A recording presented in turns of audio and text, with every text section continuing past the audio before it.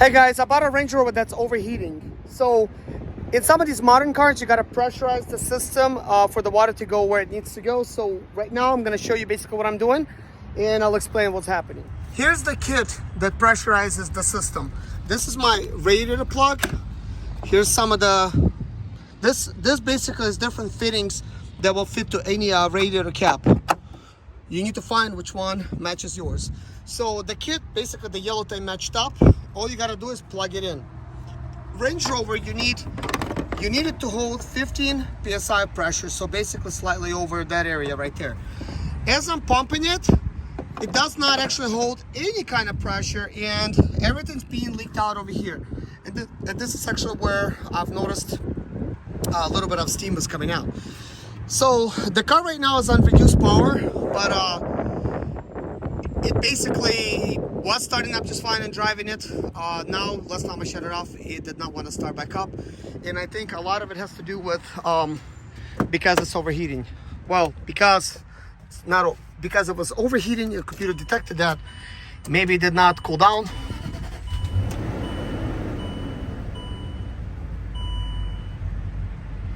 Okay, now it's actually running. So let me show you how this works. So watch this green pressure gauge. So you're just doing this basically.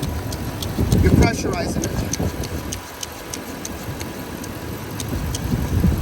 So good thing the vehicle did not shut off, because obviously it cooled down and now it's no longer shutting off. But I'm going to show you what's going on the dash a little bit. As you can see, no matter what I do, the pressure is like zero, like it's non-existent. So we're just gonna go ahead and actually separate this and remove it. What I will do right now is add some water to it.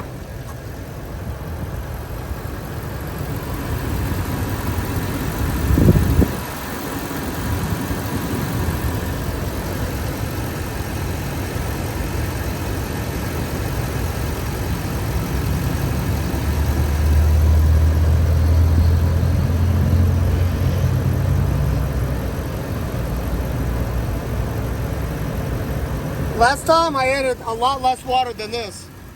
So we're gonna observe to see if it creates any bubbles. Let's put this back on it and see if we could apply some more pressure. This is how you install the kit. Like that, just like a compressor hose.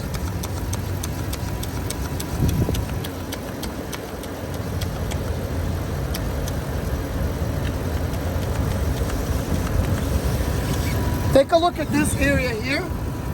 It's actually coming out over here. So in this area, it's actually not holding pressure. So I think it's important for this vehicle for the pressure to be proper. If there's a leak, the system's not going to be properly pressurized. Therefore, it's going to actually overheat. So I think what this vehicle needs right now is another radiator. Here's the thermostat where it's located. The thermostat was recently replaced. I can tell that because it's looking brand new bolts here. I did remove it, and then I removed that thermostat. It fell apart on me, but this did not solve the issue. As you could tell, this whole entire time the vehicle has been operational. Let me show you the temperature gauge on this vehicle. So it looks like we're 3 minutes and 53 seconds into the video. So we're looking at basically the temperature gauge to be like halfway. So I do believe that if the radiator is leaking, it's not building proper pressure, and it needs to be properly pressurized in order for it to not overheat. Some of the vehicles like Cadillacs is like that. If it's not properly pressurized, the whole system, it just will not work. And not only that, it needs to be proper type of coolant. We're using water because obviously some of it was lost. Now, we are creating bubbles over here, as you can see. It wasn't doing this before. I do think it is starting to kind of like overheat. And because of that, this is going on. And the water has turned dark. This was pink, so possibly the water is now going where it's supposed to be. This wasn't doing it before. So this might be a good sign and a bad sign at once, because this might be a head gasket leak. So what do we have here? We have water coming out of the tailpipe starting to drip down. This wasn't happening before. So this does starting to look a lot like a head gasket, because before it was not even bubbling. So let's look at the temperature gauge again. The temperature gauge is kind of like just sitting like how it is. So there's a couple things we could do. We could buy a head gasket repair kit, and we could actually pour it in there, and we could try to attempt to fix it that way. So as you can tell, bubbles, bubbles, bubbles. So here's what I'm gonna do. I'm going to go ahead and actually remove this. Well, it's starting to basically go down. I'm just gonna remove it. I'll let it do its thing. I'll let it do its thing, because some of it needs to spill out. So the head gasket's really looking pretty bad right now. So this is fine. We're just gonna let it all out, because I think somebody possibly tried to fix this before, and the reason I'm just kind of like letting it out, in the next video, we're going to attempt to fix this thing by simply using a head gasket fix.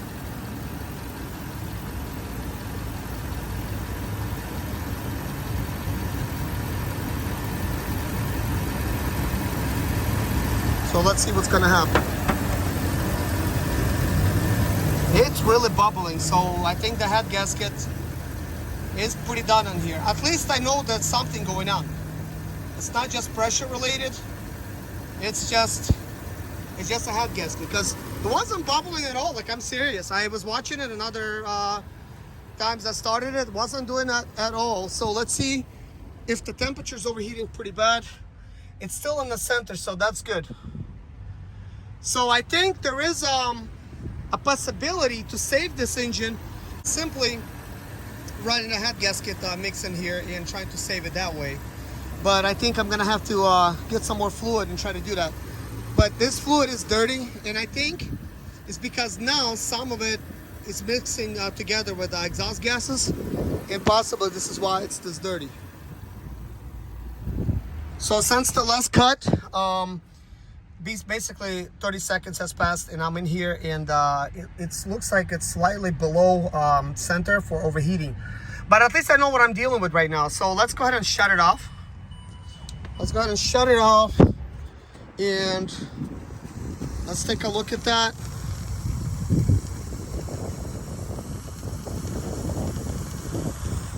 Let's see what's gonna happen. So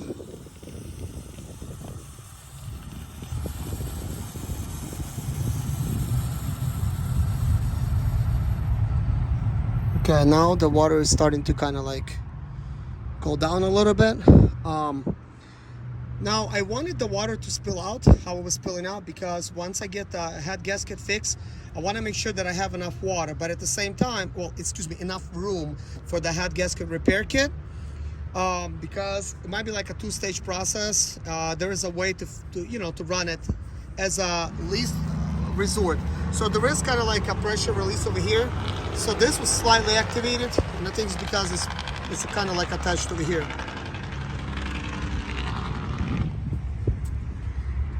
So obviously it was leaking here. I don't know if somebody already tried the head gasket repair, because that is the last line of defense you have.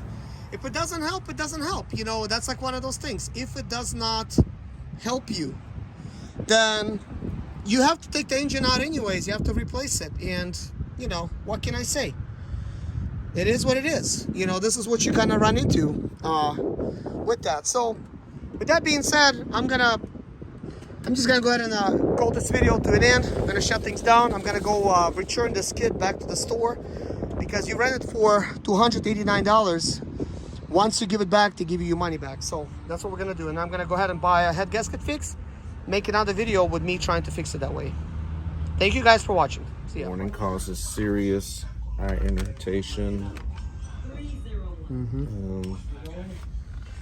Let's see. So shake well for 30 seconds and pour in here. You normally add coolant. And pour in where you normally add coolant. Leak will stop in 1 to 3 minutes after engine reaches operating temperature. Warning, causes serious eye irritation, toxic. Okay, so we don't need the warnings. So in 3 minutes it fixes it. So let's call it a K-seal, works in minutes.